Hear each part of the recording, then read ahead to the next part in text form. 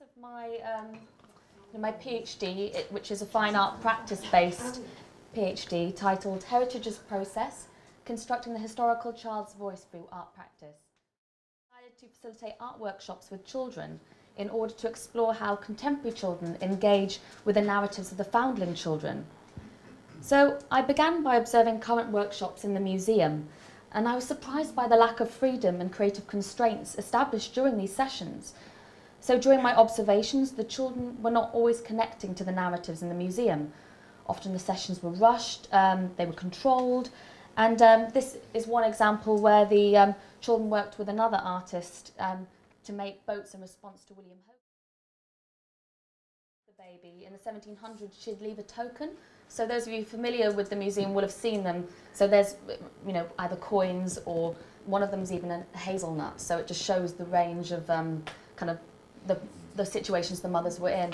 And when they came to reclaim the child, if they ever were in good fortune, they'd have to say what the token was to identify the child. So, because their names were changed, they couldn't always just say the name of the child. So after that video, which were sessions I witnessed, I realised that the children's voice responses were often distant or self-absorbed.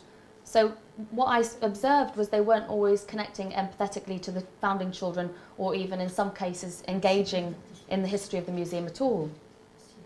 So from these observations, I decided to run my own workshops to allow the children more freedom, which I would explore through play performance and art making. And I wanted to investigate and observe if they responded with greater or lesser empathy in sessions that allowed the children more freedom. That the images looked familiar to her, both in style and composition. And these images might potentially reveal something of the nature of our current education system and the portraits that contemporary children paint today. Could the painting be an image of the child's ideal self rather than the imagined foundling? So maybe perhaps sympathetic magic isn't the correct term, and the images could be better described if I thought about Lacan's conception of the mirror stage.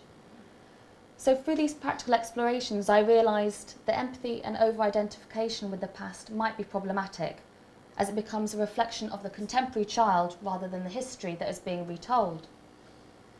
Sympathy, empathy, apathy and indifference. Should we feel a sense of empathy to the foundlings? In her book regarding the pain of others, Susan Sontag writes that people want to weep. Pathos in the form of narrative does not wear out.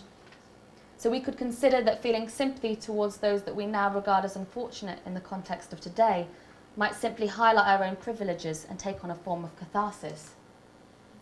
Susan Sontag writes, this we is everyone who has never experienced anything like what they went through, don't understand, we don't get it.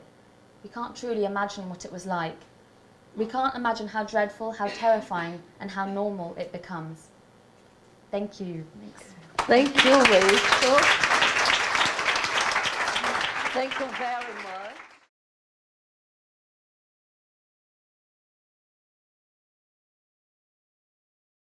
Introduce you to Emily Cooper and her film Emergence. Emily tells me that Emergence was a film made in collaboration with composer Jim Perkins, originally made to be screened with live music at the Turner Contemporary in 2012.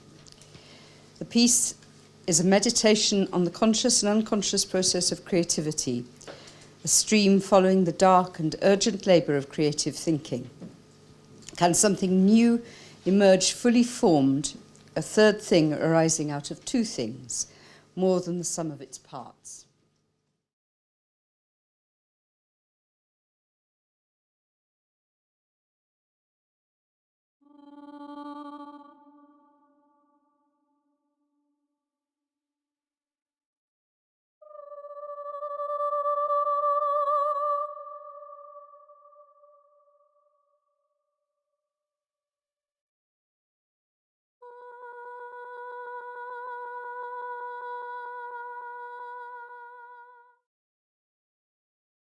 It was like a process that was about a year in terms of the back and forth between me and Jim and sort of bringing it to fruition. But I think actually the animation, I think I blitzed it massively in about 2.5 months. I think it was when I think of that now, I just think, oh my God, I don't know how I did that. Because I can't animate that amount in 2.5 months now. I was young.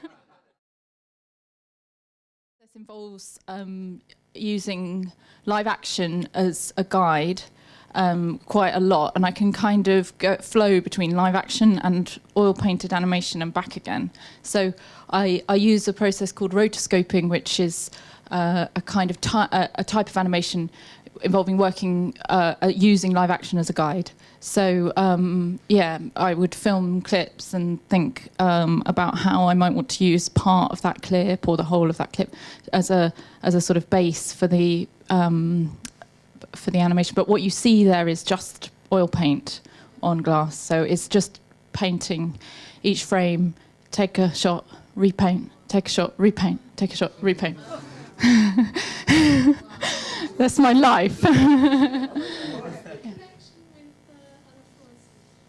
Oh, with the Anna Freud Centre. I don't really know, other than I have a sort of connection with psychoanalysis in general with my work, in terms of wanting to try to evoke psychological phenomena and inner states of being, maybe kind of in